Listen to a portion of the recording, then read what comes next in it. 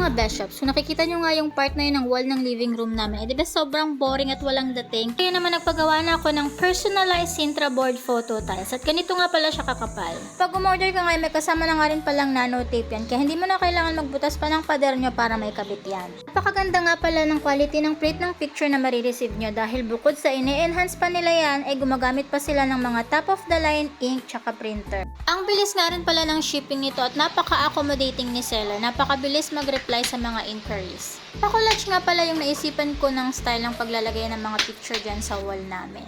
Scratch proof at waterproof na rin pala to, kaya naman siguradong magtatagal. Mas okay din to kesa naman magpa-print ka pa ng picture tapos ilalagay mo pa sa picture frame, di ba? Eto, ididikit mo na lang. Tapos, yung price nga pala nito ay nakadepende rin kung anong size ng picture ang ipapagawa mo. 8 pieces na 5x7, 3 pieces na 8x11, at 4 pieces na 4x6 nga pala yung pinagawa ko dyan.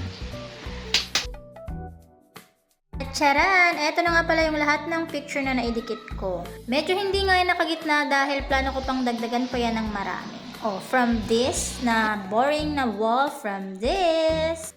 Kaya naman kung bet nyo rin ito, ilalagay ko na lang yung link sa comment section at sa yellow basket. Yun lang, shlemen!